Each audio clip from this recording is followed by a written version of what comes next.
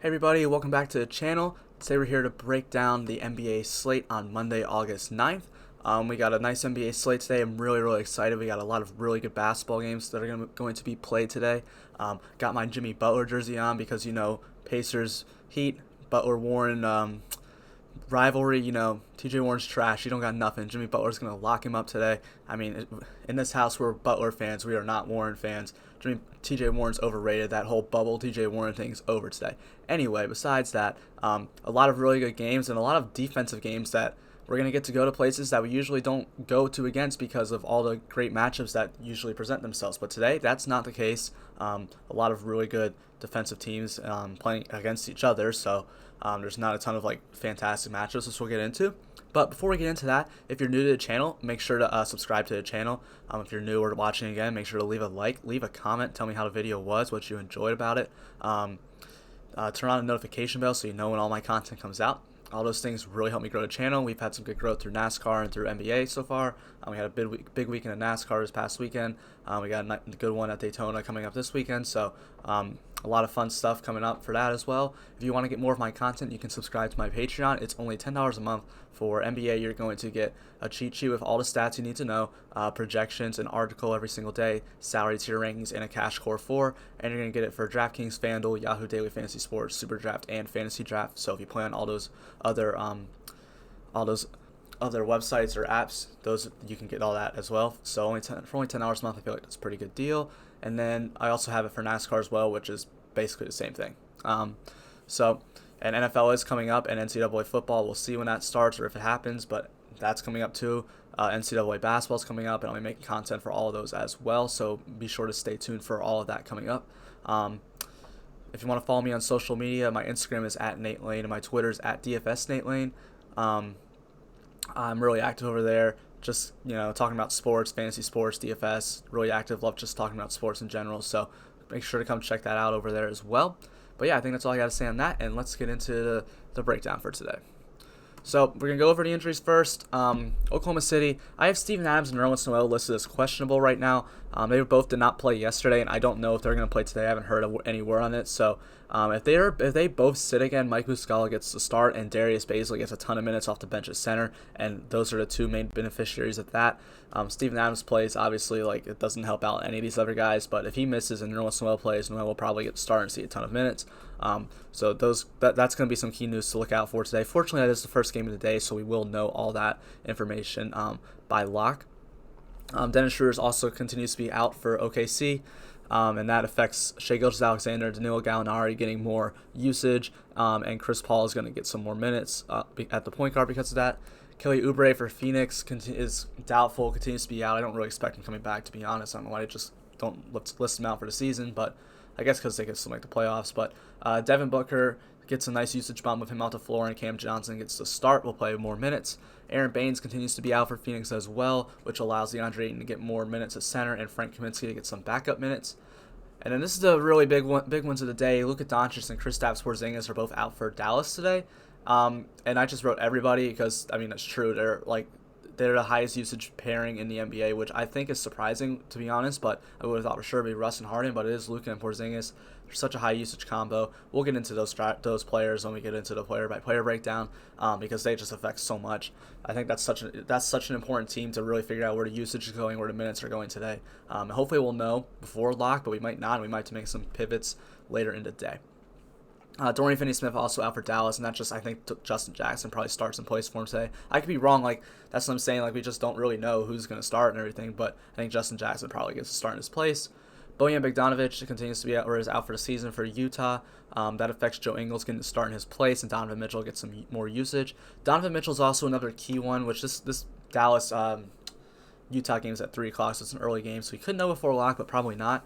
Donovan Mitchell, if he misses today, This is actually kind of a big one. You're going to get a lot more usage for Mike Conley, a good bit more usage for Joe Ingles. They're just going to have the ball in their hands more than their ball handlers. But Jordan Clarkson will probably start in place of him.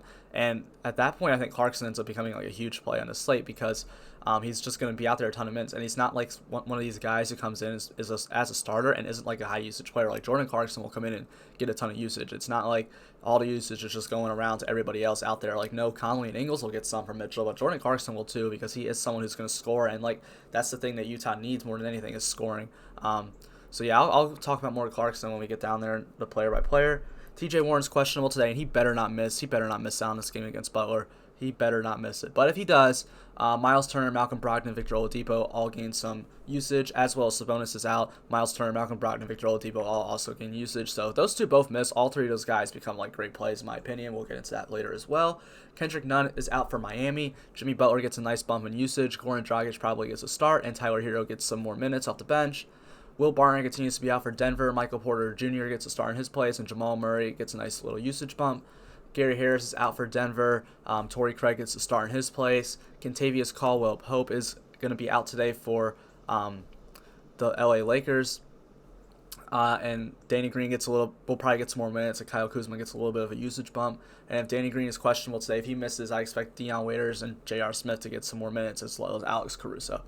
But yeah, I mean, not too many injuries on the day, but there is, there's two big important ones that are questionable that are up in the air, or actually three, with Mitchell, Warren, and Adams, which are going to really change the way the slate is played, in my opinion.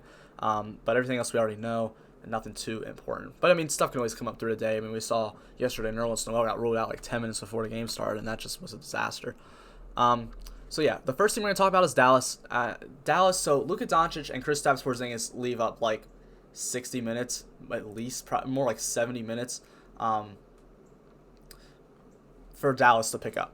And so I'm expecting Tim Hardaway Jr. to probably be the main beneficiary here. I mean, he's going to be the first guy I'll talk about here. He's only 5,600 on DraftKings. With those guys off the floor, he has a 7% usage bump. So Hardaway is my projected highest usage player for Dallas, so I think he's probably the best place to go. I'm sure the public will know that, and they'll be on him. I mean, he's only 5,600, but he's probably going to be doing everything for them today, and it just is hard to get away from someone who's going to get such a nice usage bump. The matchup is a little tough against Utah, but like I continue to say, Utah's defense is not as good as everyone thinks it is. I mean, we just saw Denver, the guys on Denver. I mean, I know that game went to double overtime, but still, like Michael Porter Jr., Jamal Murray, and Jokic had like insane games that game. So, yeah, I mean, it's a nice usage bump for Hardaway. So then I think that's like the easy one, right? This is where it gets a little bit tricky. So these are the five I have for, well, Day'Lon Wright's there too. I think the five of these guys are going to start. So I've got Hardaway's in the starting lineup for sure. Steph Curry is in the starting lineup for sure. And I'd say Maxi Kleber is in the starting lineup for sure. And if he's not Boban Marjanovic is, and I still think Kleber plays more minutes. Although I will say this is the kind of a matchup for Boban because it is against like a big center and Rudy Gobert, but I still think Kleber is a better player, and I just roll with him because Boban's so limited on defense. But yeah, so I think those three are kind of locked into it, and then Justin Jackson, I'm going to assume starts in place of Dorian Finney-Smith. I don't see them going like 4 guards, but they could and put Hardaway at the 4. They could do that. But then I expect either Burke or Day'Lon Wright to get the start as well in place of Doncic. So those are who I think the stars are going to be. Right now, my projections, I have Steph Curry, Trey Burke, Tim Hardaway Jr., Justin Jackson, and Maxi Kleber as the starting lineup. But we will know before lock, so be sure to pay attention to that. If you want to give me a follow on Twitter or even just at Fantasy Labs on Twitter, I pretty much let everybody know when stuff happens. So I'll just be on the lookout for that as well. I mean, wherever you get your news, don't use like DraftKings or FanDuel for your news. They're not reliable. Like, go to Twitter. That's where you'll get the best news. But yeah, I think Hardaway gets a nice usage bump. But if all these guys play minutes, like Steph Curry's only 4,100, like all these guys are projecting on as huge values right now because they're going to play in the upper 30s of minutes because they don't have anybody. Like, this is a scary team to go to, but if you can nail the minutes down, you're going to be able to be really good with it. The problem with Steph Curry is he is a lower point per minute guy, and he does get a lot of his points off of threes, but he does have a nice 5% usage bump with these guys off the court. Trey Burke, we haven't had a sample for him, so I don't know what his usage rate is going to be without Doncic and Porzingis. Like, he's only played with them this year, so that's a little bit of a scary one. Maxi Kleber gets about a 2% usage bump with them off the floor, and Day'Lon Wright gets a 4% usage bump with them off the court. So all those guys are getting nice usage bumps, and I think it's just I think once we know the starting lineup, it's going to be easier to tell what we think is going to happen. And if the problem is, like, Rick Carlisle, like, sucks with his rotations. Like, I honestly wouldn't be surprised if we get JJ Barea in the starting lineup. Like, I didn't put him in here, but right now I don't have him projected for it. But I mean, if he gets in the starting line and plays 30 minutes, is anyone really gonna be that surprised? Like whoever knows like what they're gonna do. Like one game, Trey Burke will play 30 minutes and Wright will play 15 and Barea will play 5, and then it'll switch up and Barea will be playing 30. Like it's just you just don't know what his rotations are gonna be. It's hard. I wouldn't go to if you're playing a ton of like GPP lineups. I wouldn't try to go to as much of these guys as possible, except for Hardaway. I think Hardaway's a great play. But if you're playing like one lineup, a cash lineup, I would maybe stay away from them. And like the only guys I'm really getting to is honestly Hardaway and Curry, because I think we know they're getting minutes for sure, and maybe even Kleba. But Kleba does have a really tough matchup against Rudy Gobert today. And like I'll say this over and over again sometimes, like Rudy Gobert's kind of a little overrated, especially the way he's been playing recently defensively. But it's Maxi Kleba, it's not Nikola Jokic like we had last game. So there's the difference there. But yeah, I mean, I think those are the way to go with those guys. Hardaway is my priority in this on Dallas for sure, and I think I'd say Steph Curry's next. But then the rest of them, you just don't know. Like Justin Jackson's a low usage guy, but he is going to probably get in the upper 20s to 30 minutes this game, so he might end up being a really good play. It's going to be really key to know that starting lineup. Unfortunately, it's not the first game, but it's only 30 minutes after the first game. It's at 3, and the first game's at 2:30, so we could know an hour before lock what's going to happen. We could also know 10 minutes before lock what's going to happen, and it's just going to throw us all into a big disaster. But stay on the lookout for that game. It's really important. All right, let's get into the Denver Nuggets players that I'm interested in. We got Jeremy Grant at 4,800. They're playing the Lakers today. But Jeremy Grant just continues to be too underpriced. Like he's playing in the upper 30 minutes per game every single game, and he's scoring. He's been doing pretty well. I mean, he hasn't been like completely going off, but he's hitting value every single game, and I know the potential's there. We've seen him hit like smash like once a few games ago. So Jeremy Grant looks like a good play for me. He's going to play in the upper 30 minutes. The matchup isn't going to be anything fantastic. It is a little bit of a negative matchup by about a point. And this is a little bit of a pace-up spot for Denver. The Lakers play a little bit of a faster pace. But the Lakers, I mean, they're just really not trying anymore. And I don't have any Lakers in what I'm going to talk about today because, like, I just don't trust them. Like, they just don't seem to care anymore. They've got the number 1 seed locked up, just trying to hang in there. They're not going to run LeBron and AD into the ground. So Denver should be able to win this game, in all honesty. And they want to win this game. I mean, they want to hang on to that 3 seed. So Jeremy Grant looks like a very solid play today. Nikola Jokic at 9,100 for Denver, I do like a good bit. I mean, these are like spots, like I said earlier, it's a defensive day where there's just a lot of really good defensive teams playing. So, like, I'm going to spots where I just usually want to go to. Like, I usually wouldn't use a ton of these Denver Nuggets today, but, like, we're going to have to today. And so you got to find an edge and find them places to really attack. And I think Nikola Jokic is a good place to attack today because I don't know if they're going to put AD on Jokic for a lot of the game, but if he gets McGee and Howard, like, that's a pretty good mismatch for Nikola Jokic on the board. Say, like, they're good defenders, but they're not going to be able to handle Nikola Jokic's mobility. They probably will put AD on him for the most part, but like I said, they're not really trying to run Anthony Davis into the ground right now, so we'll see. And he's only 9,100. Like, today the studs on this slate, like, Luka's out. And I'm not really interested in LeBron and AD at all. So, like, you got to find, like, some top-tier guys, I guess. And Nikola Jokic is probably the most expensive one going today. I do like Nikola Jokic. I think he's got the upside. We've seen him, like, hit value a ton. It seems like Nikola Jokic, like, sucks in the first half every single game. And then by the end, he's going off. So, especially this is a close game, I do like Jokic. Jokic always does seem to excel in the close games. The games where, like, blowouts, he just maybe doesn't try as much. He is getting a little bit of a usage bump, about 1% with Will Barton off the floor. But yeah, I think Jokic looks good today. It's a good pay-up option because I don't want to pay up for, I mean, obviously not Luka is not playing, but I also don't want to pay up for LeBron or AD or really Giannis, who we'll get into as well. So I think Jokic is a good play here. Jamal Murray in his second game back is only 7,100. I mean, I guess that's right around where he should be. He's just, you know, he's coming back, and we see him get a nice usage bump with Barton off the floor of about 3%. I mean, Will Barton handles the ball a lot. Like, there's 3 main ball handlers on Denver, like, in a starting lineup. Like, it's Jokic, Murray, and Barton. Whenever one of them misses, the other two or other one, which we saw Jokic get just a mass usage rate with both of them off the floor, gets the ball in their hands more. So Jamal Murray has the ball in his hands more. We saw him play 29 minutes before overtime the other day, so I don't have any worries about Jamal Murray like playing limited minutes, because if that was the first game back, like, I'm sure they'll let him just go again, trying to get him back into shape before the playoffs, so they're just letting him go. And he looked ready to me. He's got a good matchup against point guards. Lakers are actually, like, not good against point guards, which I'll go into show you that over there. They're about they allow about 2 more points than average to point guards than the rest of the league. So Jamal Murray does look like a really good option for me here today. Michael Porter Jr., I mean, he doesn't look like a good matchup. He looks overpriced. Everything looks overpriced for Michael Porter, but the dude's just been on fire, and I just want to keep attacking that. I think he just looks like an absolute beast of an option, or beast of a player. He's going to be a star in this league. I'm going to say it again. I can't believe the Hornets didn't draft him.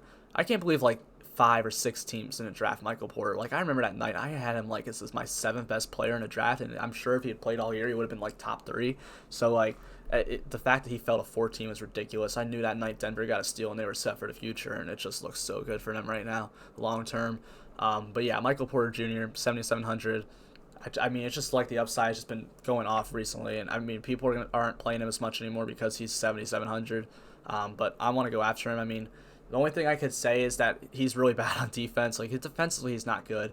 And if they're putting him on LeBron James and he's just torching him, they might need to, like, move him off and get some, like, defensive players in more with more, like, Jeremy Grant and Paul Millsap lineups or something like that. But I still think Porter's got the upside. And it just seems like they're running him and they're just letting him go and preparing him for the playoffs where he's probably going to, I don't know if he'll be a starter in the playoffs. I'm sure Barton still gets to start over Porter, but I think they want to take on a big role. The Indiana Pacers that I'm interested in. All right, so these three, right now I have TJ Warren projected, and, like, I'm pretty sure TJ Warren's playing. But just in case they don't, all three of these guys are, like, awesome plays. Brogdon, Oladipo, and Turner. Without Sabonis and Warren on the floor, get such a usage rate. But without Sabonis anyway, they're still getting a nice little bump. Like, the thing about Sabonis that people underrate out of him as an NBA player is his passing. He's just a great passer. And for Malcolm Brogdon, without Sabonis on the floor, he's getting a 5% assist rate bump and a 3% usage rate bump. So Malcolm Brogdon gets just a nice bump here. He's not, like, Jimmy Butler's going to be on TJ Warren all day. He's not going to have to worry about him defensively. Kendrick Nunn is out, so he's going to get Dragic, who is a good defender, but, like, Kendrick Nunn's just better.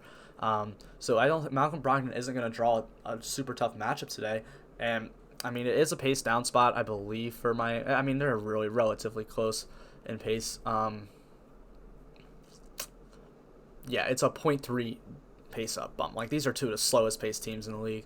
So, Malcolm Brogdon, like, I think he just looks good at 6,900. Someone who has upside, he's been playing pretty well ever since he's played in the bubble. I just love the assist rate bump he gets without Sabonis on the floor. Like, I mean, Sabonis, everyone, like, it's like, oh, he's going to affect Turner, which he does affect Turner a lot. But Malcolm Brogdon's the underrated one, and I don't think he ever gets a lot of ownership when he's, like, this expensive. So I do like him today.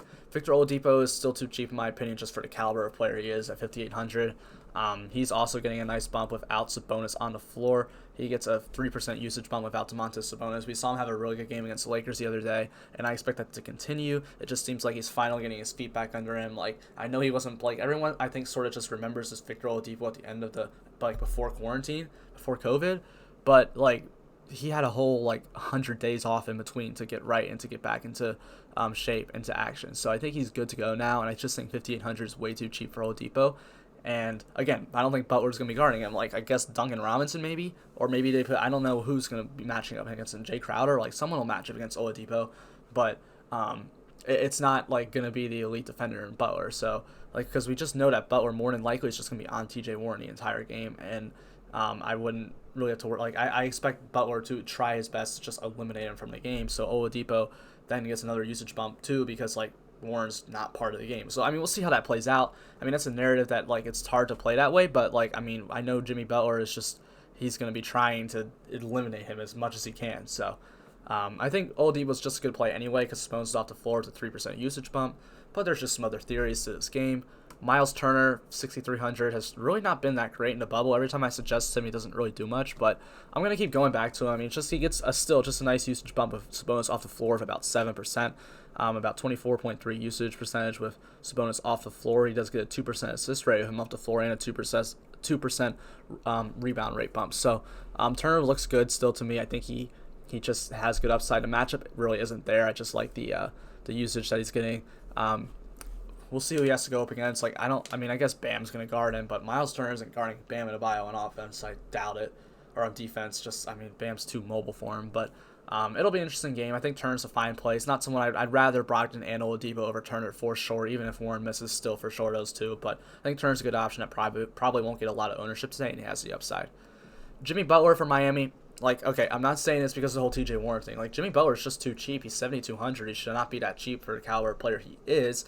And And then Kendrick Nunn is off the floor. And when Kendrick Nunn's off the floor, Jimmy Butler gets a 4% usage bump. So that's really the most important thing for me here is Jimmy Butler is going to just be in the game more. Kendrick Nunn demands the ball a lot. He shoots a lot of shots. But now Jimmy Butler's out there probably playing with Dragic, who's more of a assist player. So I think Butler is going to be shooting a lot more today, unless TJ Warren locks him up, but that ain't going to happen. So I like Butler at 7,200. I'm interested where his ownership comes in because I think this is like a game where people are just going to be excited just because of the matchup anyway, and they're going to want to play him. And at 7,200, he does look good. Like a lot of things do look good for Jimmy Butler today, but if he's coming in at lower ownership, I'm going to play a ton of him. It's going to be. I'm interested to see where that comes in at. Jay Crowder is just too cheap for me. 4,700 for someone who's going to play in 30s of minutes. I don't think he's not a really high point per minute guy. He's not a high usage guy, but he's going to be out there a lot. So I think Jay Crowder's a good one to go to. Goran Dragic will more than likely get the start for Kendrick Nunn today. I didn't put these Dragic and Butler in the injury report. They are questionable today, but they're on track to play. That's what Spoelstra said. So I'm assuming they're playing. Like maybe they're not, and then we'll have to change up some things. But that's a late game, so that would suck. That'd be some fun pivots we'd have to make. But I do think that Dragic and Butler will be playing, and Dragic is only 4,900 for someone who will probably play. I have him only for 28 right now, but he could get in the 30s easily. He's a high usage player at 25.9 usage rate and a 28.9 or 28.6 assist rate. The matchup aren't going to look good. Like if you notice, this is a thing that I'm really not talking about as much today because all the matchups suck today for the most part. We'll talk about Oklahoma City; they have a good matchup, but like most of these matchups just suck. So Goran Dragic at 4,900 with a good usage rate, assist rate, and everything going into Indiana, I think is a good play. Eric Bledsoe, or we'll go into the Milwaukee Bucks I'm interested in. Eric Bledsoe is only 5,400, and that's just too cheap for me. Same with Brook Lopez. Both these guys are too cheap. Bledsoe's been getting just like put back in slowly, but last game they let him go for 31 minutes, so I'm having projected in the 30s again today. There's really no injuries on Milwaukee to like break down or to add any usage, but I just think for someone who's like a good player like Lopez or Eric Bledsoe to play 31 minutes at 1.14 point per minute, it's just a good spot. I mean, it's a tough matchup against Toronto, but again, every single spot today is a tough matchup. So you got to find ways of what's like. The matchups are always important to break down, but when everything's a tough matchup, there's so much more importance. And someone who's 5,400 is going to has a nice point per minute spot, and is going to play a ton of minutes. I love that for Eric Bledsoe. Brook Lopez, 5,300. We saw him have like 21 points in the second quarter the other day, and he slowed down. He still had a really good game. I think he was in the optimal. Brook Lopez is another guy I'm interested in at 5,300. One thing I will say is he does draw a really tough matchup against Marc Gasol and Serge Ibaka, which everyone is on the floor at the time. But, I mean, we know Lopez scoring isn't – he scores in the paint, but that's, like, not his only game. Like, he's a great three-point shooter. So I think Lopez ends up looking like a solid play today. Nothing like I want to just lock down. But I think he's a good option. Like, I think I'd rather play Bledsoe 5,400. But if someone like Bledsoe ends up getting like really chalky, because I could see that happening today, like I think Brook Lopez is a good pivot for someone who's going to play about the same amount of minutes. They're similar point per minute. Bledsoe's a little bit more, but like you could see Lopez outscoring Bledsoe today like completely. I mean, Bledsoe's a tough match against Kyle Lowry one-on-one anyway. Chris Middleton's my favorite player on Milwaukee, though. At 7,800, we've seen him just be playing a ton of minutes, and he should be in the 8K range, in my opinion. I just think he's way too cheap. I believe he actually does draw a decent matchup today. Yeah, he draws two positive matchups, and we don't have a lot of that on the board today. He has a nice positive matchup against both wings and forwards, so Chris Middleton looks good. If you notice, I didn't put Giannis on here. Giannis he's got a tough matchup against like just one-on-one against Siakam anyway, but he struggled against Toronto this year. Hasn't been a team he's like done really well against. This is a great game to watch. Like I'm excited to watch this game one, but I think Giannis this isn't the matchup for him. And I don't expect him to play a ton of minutes, like 30 minutes is probably what he plays today. So that's an interesting one. Now I'm going to get into OKC Thunder. This is another one where everything's kind of based on injuries. Like Steven Adams, if he plays, I think is a good play. And Steven Adams, if he plays, and it's not on limited minutes. Like we need to know he's not playing limited minutes, because if he's playing limited minutes, I don't want to play him. But like if Steven Adams doesn't, I didn't even put Nerlens Noel here. If Steven Adams is out and Nerlens Noel's in, I want to play Nerlens Noel. If Steven Adams and Nerlens Noel are out, I didn't put Muscala on here either. Gosh, I don't know what I'm doing. But if Steven Adams and Nerlens Noel are out today, I want to play Mike Muscala and I want to play Darius Bazley, because we saw Bazley yesterday play 26 minutes and he's still only 3,300 and he like went off. Like Darius Bazley, like he's actually like good at basketball. Like I didn't think he'd be like a really good player, but he's actually like really good. I enjoyed watching him play yesterday against the Wizards. And I'm not saying he's going to go off for 37 DraftKings points again, but he's a good value at 3,300. But yeah, so if those guys miss, I want to play them. I also, if Adams and Noel miss, I want to play some more Diallo. He should play in the upper 20s minutes. I think that one's a good play anyway. He's been just playing a lot of minutes and been playing really good, and both of them draw a good matchup. I think they're both decent options today that maybe go a little bit overlooked. And then with Schroeder out, I like Shai Gilgeous-Alexander getting a usage bump and Chris Paul playing more minutes. So those two are good plays for me as well. Phoenix is the one spot today that I'm like, okay, there's a really good matchup for OKC here. It's just as OKC, like there's not anybody who's like a super high usage guy or anything. No one is like in an absolute smash spot here. But yeah, Shai Gilgeous-Alexander, a 4% usage bump without Schroeder on the floor. So yeah, that one's based on injury. Just make sure to pay attention to that one too. That's the first game, so we'll know before lock who's playing. But yeah, if Adams and Noel both miss, I love Muscala and Bazley. If just Adams misses, I love Noel. If neither of them miss, I think Adams is good as long as he's not in limited minutes. If Adams is going to play limited minutes, I'm not interested in anymore. But it's a good matchup against centers for them anyway. Like, Payton's not a good defensive center, and I think they have a positive matchup against bigs anyway. Yeah, nice positive matchup. And a huge positive matchup against point guards as well. So I do like Chris Paul a lot. Everyone always seems to like get off of Chris Paul a little bit. I just think he's so consistent and he has a high ceiling. So I always like playing some Chris Paul just because he always seems to be lower owned. DeAndre Ayton at 8,000 against Phoenix. He finally saw his price rise up a little bit, but I still think it may be a little bit too cheap.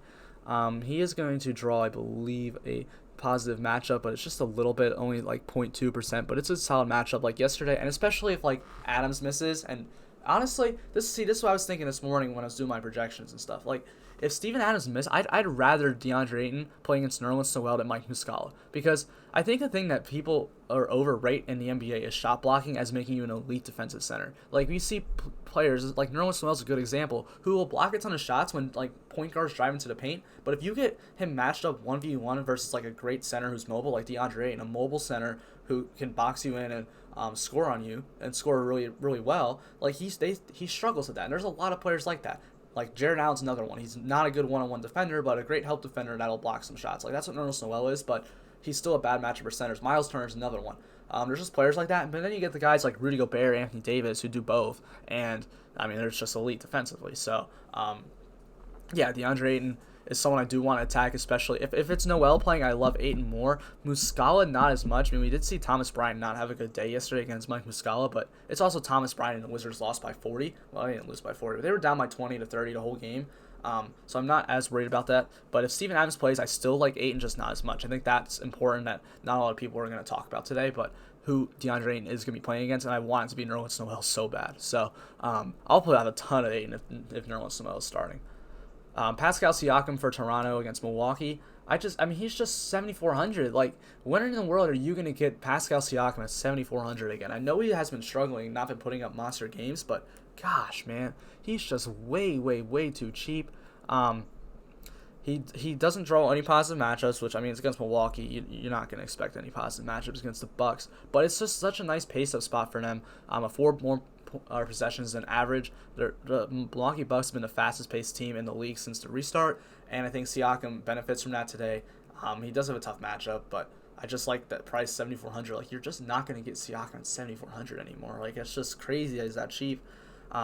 If he starts getting ownership, though, I am probably going to lean toward not playing him as much. But I think at 7,400 right now and against Milwaukee, which is like, again, like, you know, it's like I keep saying, like, there's tough matchups everywhere, so we got to find a place to exploit. And I think Milwaukee is one of them just because they are so fast-paced. Like, that's one thing that I can say. Like, all these teams that are slow-paced defensively, like Milwaukee's the opposite. They're fast-paced and good defensively. So at least they're fast-paced, and some of these Toronto guys might look good. It's just the other guys are priced up. Like, Lowry's expensive, Van Fleet's expensive. These guys are expensive. I think Norman Powell's an okay play I didn't really talk about, but I think Siakam is the biggest beneficiary here. Jordan Clarkson, we'll get into Utah Jazz. This is, okay, so Clarkson's a play if only if Donovan Mitchell misses, and this is another team we got to pay attention to. They play at 3 o'clock. Hopefully we'll know in time, but yeah, if Donovan Mitchell misses, Jordan Clarkson's going to start and get like 30 minutes, and for Utah, like a lot of times we see these guards come in and start and just not do anything, but Clarkson's not that. Like, he's a high-usage player already, and Utah needs like shot creators. Like that's what Donovan Mitchell's had to take on the role of all this whole bubble. And like if he's out now, Jordan Clarkson's their only good like one-on-one shot creators. So Clarkson's shooting the ball a ton.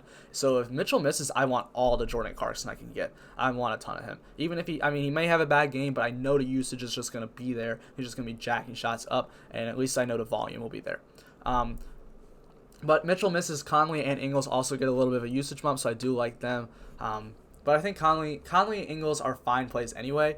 Well, no, and not Ingles. Conley's a fine play anyway at 6,100 against Dallas. But if Mitchell misses, he's even better. And then Rudy Gobert is a good play anyway. Like, who's he going against? Maxi Kleber today? Boban? Like, he's going to destroy them. So, yeah, I think Gobert is just a great play all around.